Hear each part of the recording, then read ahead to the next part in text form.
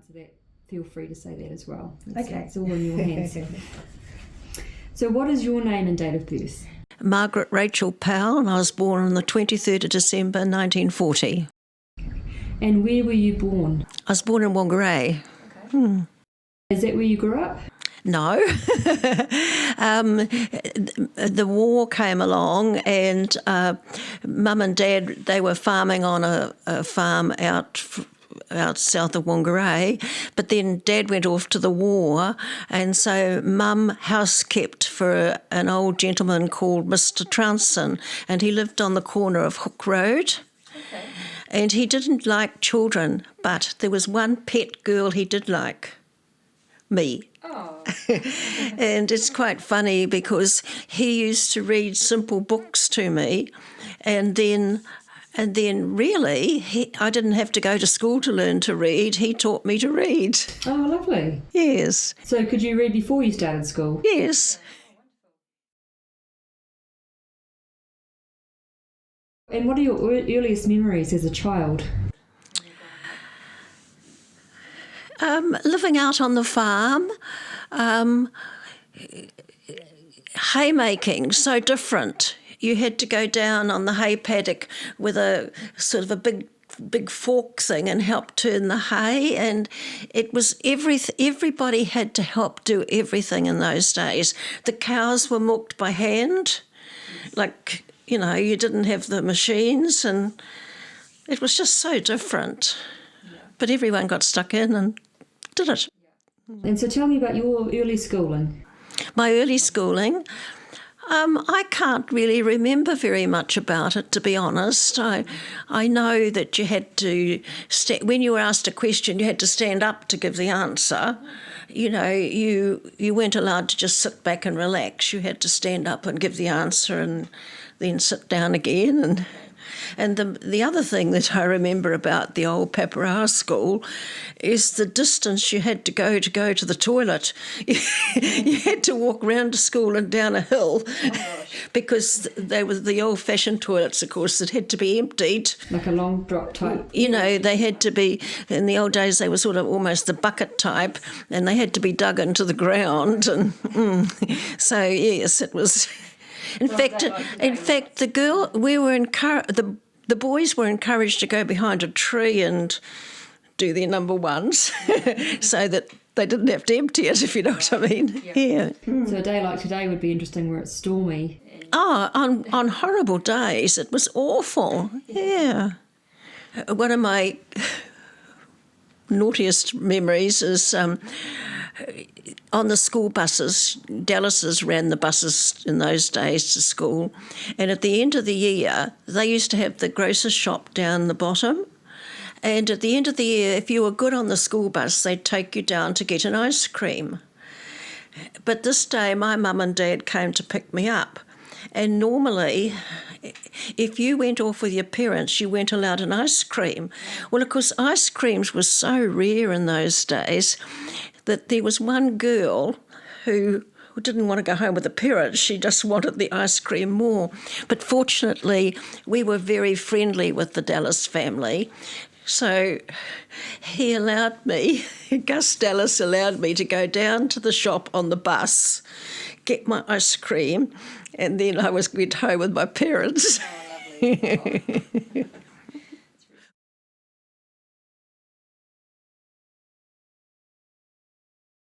And how did you become interested in teaching yourself? I don't know. I don't know whether it was sort of something in my blood or because so many people in the Wilson family, because T.W. Wilson, our great-grandfather, like he started education in this area, and there must be something in the blood because I think I've told you that there were 3 teachers down here and they were all Wilson. What were their names again? Elizabeth Metcalf, she was Elizabeth Cliff in those days, and Glenys Andrews, she was Hemmins in those days. Yeah, so there were 3 of us and all with the same great-grandfather.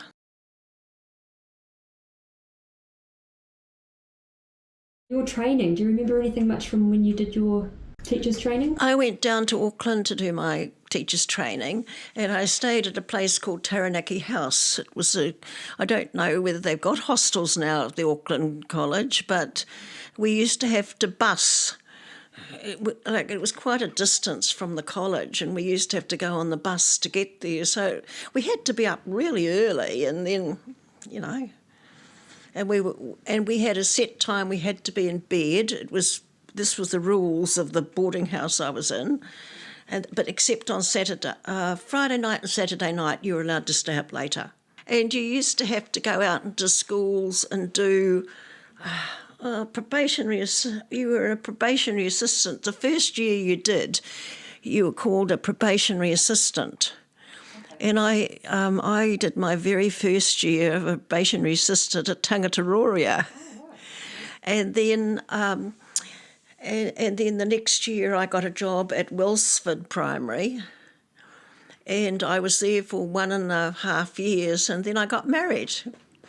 Did you have a break at that time? Yeah, so then I had a break, and then I didn't teach for quite a few years, and then I started doing relieving, and then in 1 year I went back for 1972 I went back for 1 year, and then I left in 96, so the year expanded. Yes, yeah. Yeah. It was a long year. And I went from being a scale A to being the boss. So when did you begin at Maungaturoto Primary School? Did you start there as a teacher? Yes, I started there as a teacher, and then I started there in 1972 as a teacher, as I say, for 1 year, and then I kept going, and then in 1990 I went over to Kaiwaka for 2 years as principal there. I learned to be a principal at Kaiwaka, and then the job came up back here again, so I applied, and yeah. And so how did that evolution happen, going from teaching to being principal? Well, I used to believe that a man should be a principal. And then, to be honest, we had a man here, I can't even remember his name, which is just as well. And to be honest, I was doing his job anyhow. So when he left, I thought, well, I might as well apply for it. How do you think your students would describe you now as they're adults compared to how they would when they were children? Well, it's amazing. It's some of my naughtiest pupils that are so wonderful to me now. I mean, the good ones are good too. What do you believe makes Maungaturoto Primary School unique and special? Just interaction with children. I mean, and wonderful parents. Like, the parents have always been very, very supportive and helpful of this school. Yeah. I think it's interaction. I think the interaction between the parents and the school is very good. Yes, it's sort of, they all get stuck. They used to all get stuck in and help, and I think they still do. So, which is good. What I have seen, and I think this is wonderful, I've seen Maori culture come into the school, and I feel there's a lot more acceptance between in Maungaturoto now, it's just one culture. I don't think people think of it as. Yes, like Mina Pākehā has done a wonderful job down here. She's terrific.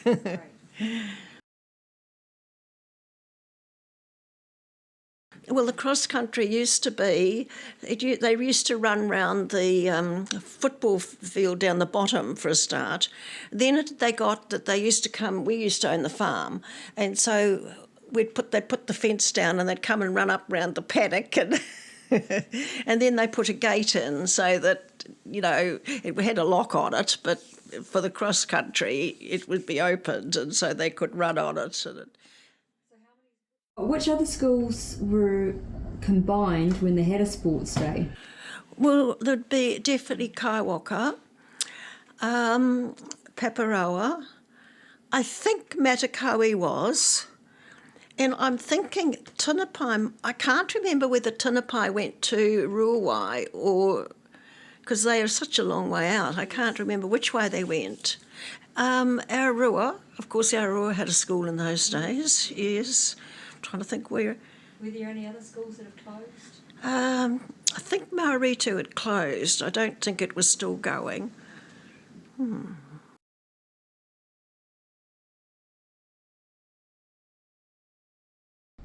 I've got how many pupils were at the school when you started and how many when... I honestly can't remember. I'd have to look back and through the old records. It's in some of the books, like in the Jubilee booklet, it'd be in that. Do you think it has grown or shrunk over time? I'd say it's shrunk because, you see, we haven't got, the brethren have got their own school now. So that's made a big difference to it.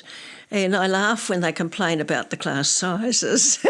Did you want to go into that now with the numbers that you've... Well, you know, I usually, unless I had special needs, I always had classes of over 30.